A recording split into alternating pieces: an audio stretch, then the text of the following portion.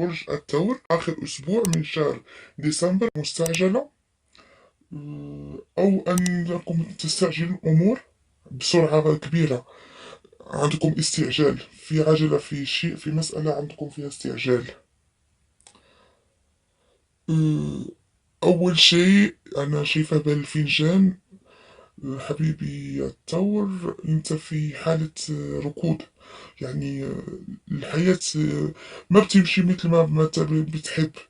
يعني الرياح تمشي بما لا تشتهي سفنك يا برج الثور. شايفة إنه إذا في أمور معصرة معك ولا تتيسر، هذا ليس معناه إنه حالك واقف. يعني دوام الحال من المحال.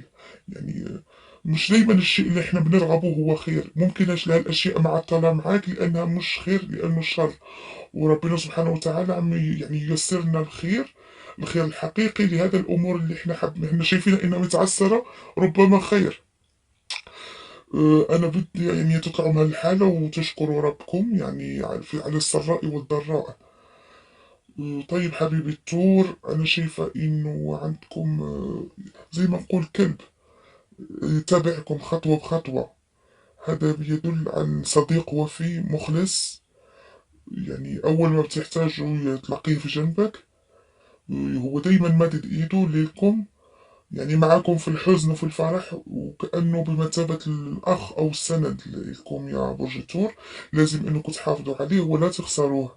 حتى لو أحيانا يعني في قسوة، في شيء يعني ما بتحبدوه، بس هو لمصلحتكم. يعني الشخص ده بيحبكم كتير.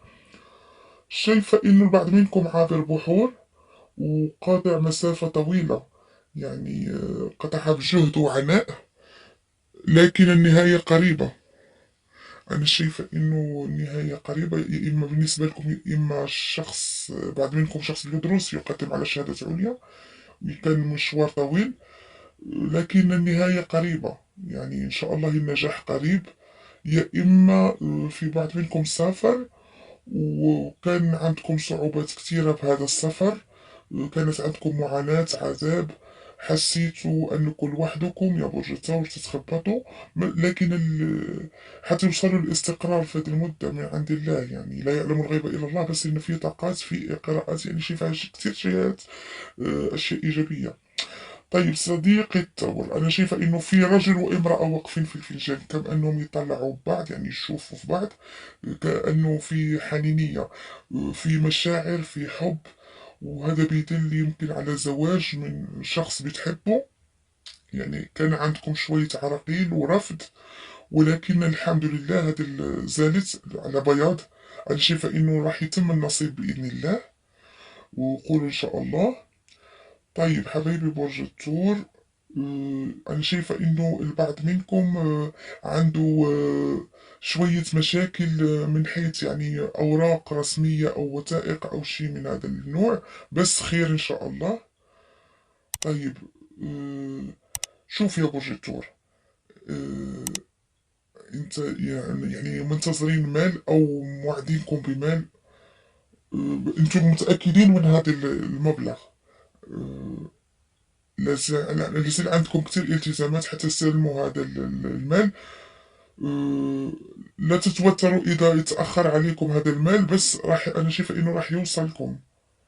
يعني على أبعد، هو في رقم اثنين، يعني ممكن في يومين، أسبوعين، أو شهرين. يعني ربنا الرزاق لكل يعني شيء كتاب.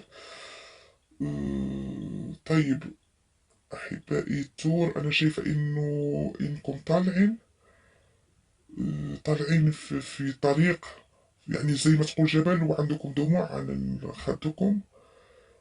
شايفة إنك طالع وفي يدك شنطة أو حقيبة وخيبة أمل وكسر خاطر، وكأنكم شايلين هموم الدنيا كلها فوق راسكم. أنا شايفة إنكم حاملين فوق طاقتكم، ويعني ماشيين وكأنكم تايهين أو ضايعين، وبتشوفوا في طريق طويل. بس انا انتم عم توصلوا، بس هي انفراج. الله يهدي سيركم، بس فقط الصبر، وكون على يقين ان نهاية الطريق نور وحلتي يا برج الثور. طيب أنا شايفة إنه في اهتمامات حالية هي اهتمامات كتير مالية وعملية أكثر من العاطفية. كتير منكم شكون اللي شاغلو المال والأعمال أكثر من العاطفة.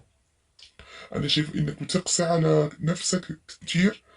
شايفة الكثير منكم كأنه هلكانين ومقطوع نفسهم، حتى إنهم ما بيلاقوا وقت فراغ لنفسهم أو لعائلتهم أو لأطفالهم.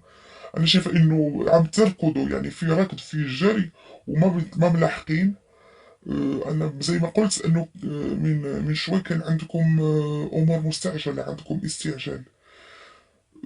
تروى يا برج الثور حتى لا ترهق نفسك، حتى يعني تكون بخير.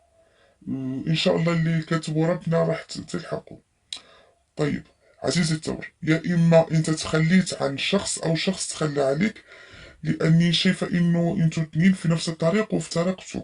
كل واحد منكم ماشي في مسار، كل واحد ماشي في طريق. شايفة كل واحد عم يدور عن بداية جديدة. في محاولة نسيان. انت يعني بتحاول تنسى او هو بيحاول ينسى. يمكن تكون القراءة انا يعني عكسية. انا شايفة انه في شيء بيدل على الوقت في رمز الساعة، لانه هذا الموضوع مش ببساطة.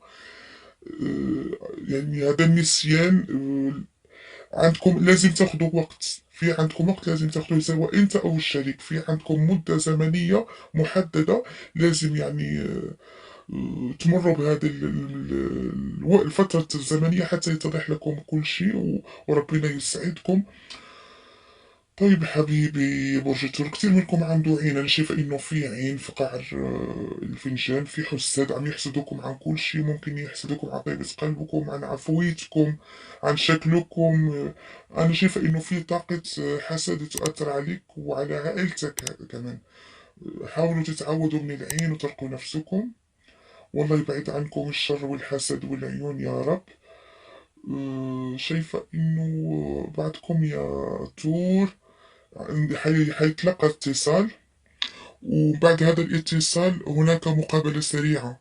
أه، يعني أنا شايفة الركض في الفنجان.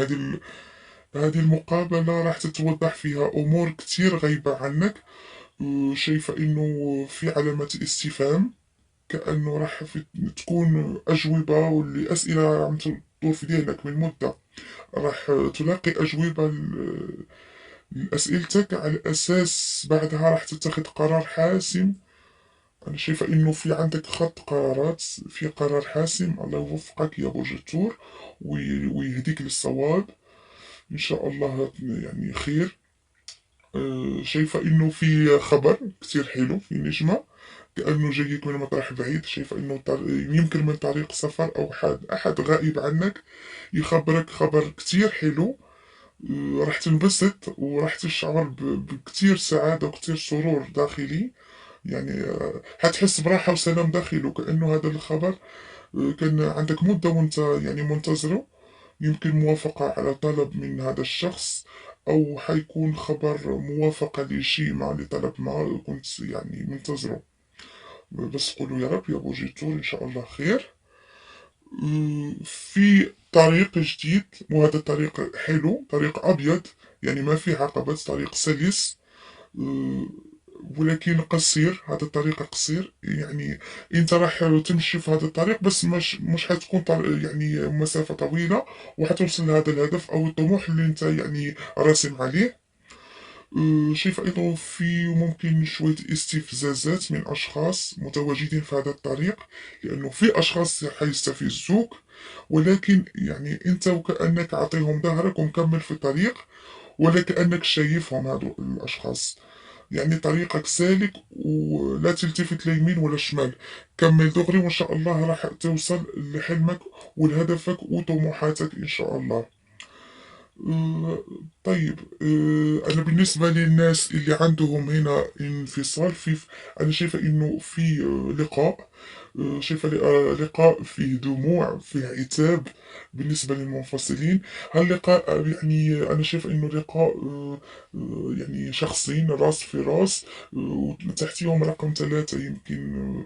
ده يعني رمز للمدة، يعني المدة الزمنية. مش حقدر يعني أقول يمكن 3 أسابيع أو 3 أيام أو 3 شهور، الله أعلم. بس أنا شايفة إنه في لقاء، ولقاء حيكون فيه دموع وعتاب.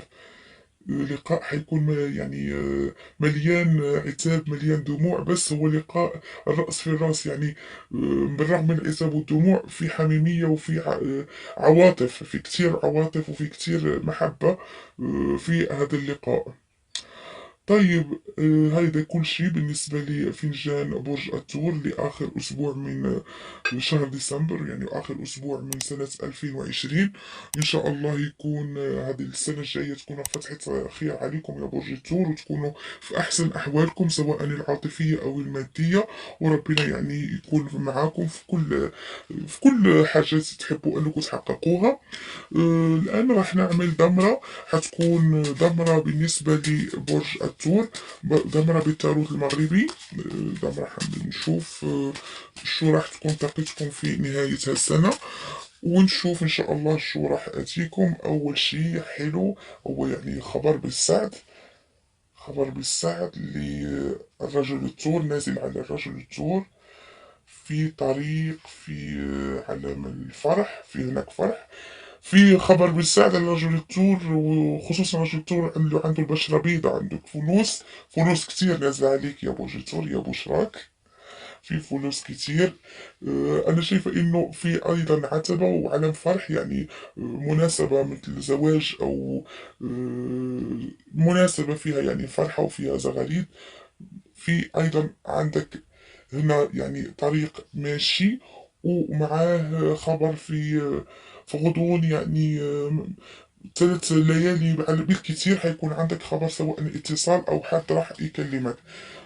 في أيضا أنا شايفة هنا بعد الدمرة، شايفة إنك يا برج الثور عندك كتير مواقف في في آخر هالسنة، حيكون فيها يعني أحداث متتالية، أحداث خير. طيب برج الثور المرأة، أنا شايفة إنه عندك نازلة في لقاء، انت يعني نازلة عن لقاء بين الشخص اللي مرتبطة به. عندك لقاء وانت كمان بتشوفي لهذه الفترة الزمنية، يعني حيكون عندكم في هذه الفترة الأخيرة كتير أحداث مترابطة. شايفة إنه في فلوس وفي فرحة وفي لقاء، يعني 3 طاقات مترابطة في بعضها. في شوية مشاكل، بس انت بتشوف لها يا برج الثور اللي بشرته يعني شوية حنطية. بس هذه المشاكل حتكون عن شوية فلوس، بس مش يعني فيها نصر في آخر المطاف. شايفة إنه بالنسبة لكم يا برج الثور كل طاقتكم إيجابية، بسم الله ما شاء الله، في نهاية هذه السنة. إن شاء الله حتكون خير، وهذه السنة يعني تخرج وتدخل سنة جاية بكل خير إن شاء الله، وربنا يرزقكم كل ما تتمنوا.